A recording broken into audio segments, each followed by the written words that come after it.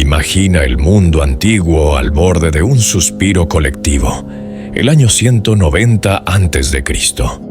El sol se alza sobre horizontes que conocen historias de glorias inigualables y derrotas insondables. En ese amanecer, dos titanes se preparan para enfrentarse en una colisión que dictará el destino del Mediterráneo, de Asia Menor, de todas las tierras que alguna vez miraron al este en busca de poder. A un lado, la República Romana, cuya voluntad de hierro había convertido en polvo los restos de Cartago y humillado a la orgullosa Macedonia. Esa misma república, forjada en disciplina, sangre y ambición, avanzaba con la seguridad de quien cree tener la bendición de los dioses. Al otro lado, un imperio que se veía a sí mismo heredero del mismo espíritu que una vez encendió el fuego de la conquista en el corazón de Alejandro Magno.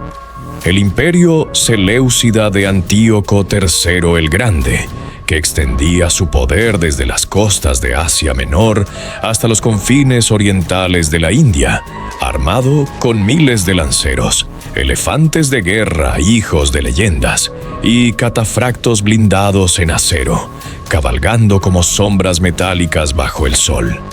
Este choque no era una guerra cualquiera. Era la promesa de una nueva edad o la confirmación del viejo orden.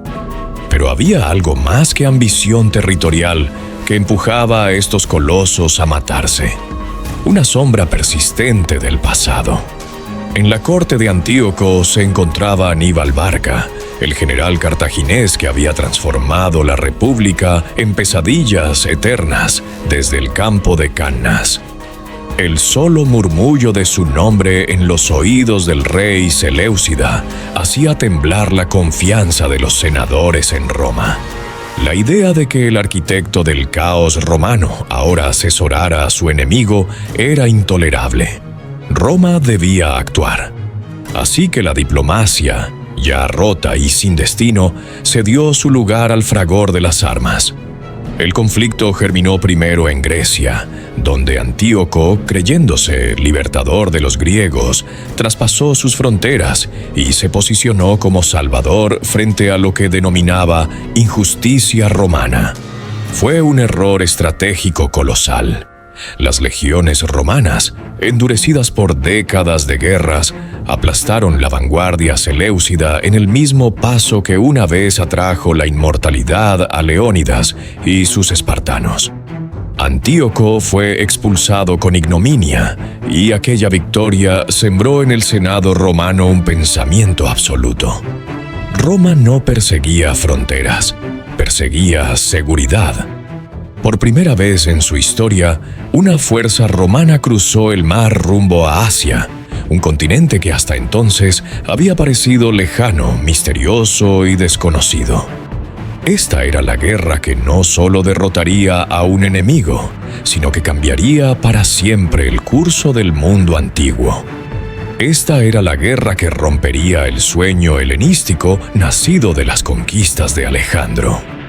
La campaña fue una de las gestas logísticas más impresionantes de la antigüedad. Bajo el mando formal de Lucio Cornelio Escipión, la sombra que guiaba todas las decisiones importantes era Publio Cornelio Escipión, conocido como el Africano, el conquistador de Sama, el hombre cuyo nombre era sinónimo de victoria. Su sola presencia entre las filas elevaba la moral como el sol eleva la tierra. Pero el destino, siempre caprichoso, decidió poner a prueba incluso a los más grandes. El africano enfermó gravemente antes de la batalla que debía consagrarlo por última vez. Su retirada del frente, con la responsabilidad en manos de su hermano Lucio, sembró incertidumbre entre los legionarios. Aún así, la máquina romana no retrocedió. Avanzó. El cruce del estrecho conocido como el Helesponto fue un momento solemne en la historia. La primera bota romana tocando la arena de Asia Menor simbolizaba la audacia de una república que ya no solo defendía fronteras, sino que dictaba destinos. La marcha fue brutal. Bañados por un sol implacable, los legionarios avanzaban a través de Frigia y Lidia, columnas de polvo elevándose tras sus pasos incansables, en una tierra que parecía no haber conocido descanso desde los albores del mundo. A su lado, Eumenes I de Pérgamo caminaba como aliado indispensable. No venía a luchar como mero colaborador. Era guía, consejero, conocedor de tierras y tácticas locales, y la pieza estratégica que enseñaba a los romanos a luchar con la sabiduría de quienes nacieron en esas mismas llanuras. Sin él, la campaña habría sido un gesto casi suicida. Con él se convirtió en una amenaza mortal. La llegada a Magnesia del Sípilo fue un choque de destinos. Allí, el rey Antíoco levantó su ejército bajo un cielo que no parecía destinado a ver otro amanecer para sus hombres. Miles de tiendas brillaban como espejos en la llanura. Elefantes embadurnados en ornamentos, falanges interminables de picas largas y caballería pesada como montañas de metal. Cuando los ejércitos se miraron a corta distancia, comprendieron que no se trataba de un simple choque de armas. Era la colisión de dos mundos, de dos filosofías de combate, de dos visiones de poder. Y justo cuando la batalla oscurecía sus presagios, sobre las cabezas de ambos bandos ocurrió lo inimaginable. Publio Cornelio Escipión, el africano, el hombre más temido por los enemigos de Roma, cayó enfermo. La noticia se esparció como un viento helado entre las filas. Sin embargo, en medio de esa tormenta de incertidumbre, emergió la disciplina romana, la inquebrantable, la que convierte el miedo en obediencia letal. Comenzó el día decisivo con niebla, una niebla húmeda y espesa que envolvía el campo de batalla en un manto fantasmal. Para los romanos fue un augurio, para los pobladores orientales un presagio de confusión. La humareda reducía la visibilidad y ponía en jaque al numeroso ejército seleucida, cuyo poderío se basaba en la superioridad numérica y en la coordinación de sus flancos, elefantes y carros con cuchillas relucientes. Cuando la niebla ascendió, el ejército de Antíoco descubrió que gran parte de su ventaja táctica se había esfumado con ella. Sus arqueros eran menos eficaces, sus órdenes fragmentadas, su visión de conjunto disuelta. La batalla, cuando finalmente comenzó, fue aterradora en su magnificencia cruda. Los carros con cuchillas se adelantaron como monstruos mecánicos, chirriando, reuniendo polvo, gritos y corazones desbocados. Pero aquellos estaban preparados. Los romanos no se alinearon rígidamente. Sabían que la flexibilidad era su arma más letal. Las filas de hostigadores, honderos cretenses y arqueros atacaron a los caballos mismos, no a los hombres, descontrolando los carros y transformando la amenaza en un caos que se volvió contra su propia gente. Entonces llegó el momento que decidió la batalla.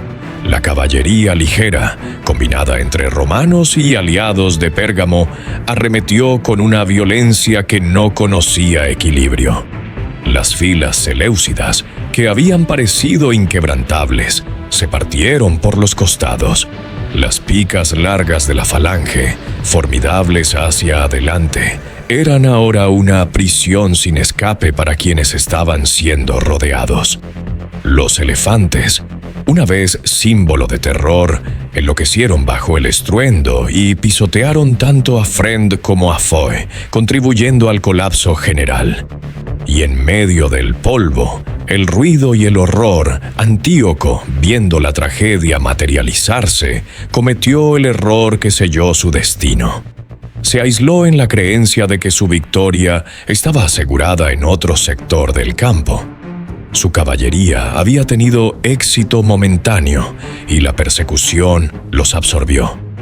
Lo que no vio fue cómo el corazón de su ejército era consumido, pieza por pieza, por legionarios disciplinados, método por método, brazo por brazo. Cuando volvió su mirada, la visión debió ser una pesadilla indiferente. Su ejército desintegrado, su falange desmembrada, su noble guardia vencida, sus elefantes en pánico y la caballería enemiga avanzando como un río rojo hacia él. Fue entonces cuando comprendió que no solo había perdido la batalla, había perdido su imperio. El colapso fue inevitable. La caballería romana y de Pérgamo no solo avanzó sobre el campo, persiguiendo a los supervivientes sin clemencia, sino que arrasó con cualquier esperanza de reorganización. Las cifras hablan de una masacre completa, de decenas de miles de soldados seleucidas muertos, incapaces de sostener el orden que una vez los hizo amenazar a Roma. Magnesia fue más que una victoria. Fue un dictamen definitivo. La falange macedonia, esa fuerza rígida y casi impenetrable que había dominado el mundo por siglos, había sido superada por la disciplina fluida y mortal de la legión romana. Roma, en ese día, no solo había ganado una batalla, había destruido el legado táctico que Alexandre Magno legó al mundo. Y, sin embargo, la historia no fue amable con sus vencedores. La República, bañada en la gloria de Oriente, quedó expuesta a sus propias contradicciones. Los tesoros saqueados, la influencia creciente y la riqueza sin límites trajeron consigo decadencia, corrupción y lucha interna que décadas después terminarían socavando el mismo sistema que había sembrado su hegemonía. Magnesia no fue solo el momento en que Roma destruyó el legado de Alejandro. Fue el momento en que la guerra cambió su rostro definitivamente. Fue el día en que la falange quedó relegada a museos y escritos y la legión se alzó como el modelo definitivo de combate. Fue el día en que el viejo mundo helenístico fue eclipsado por el nuevo orden romano. Un orden que duraría siglos y que con cada victoria transformaría no solo fronteras, sino civilizaciones enteras.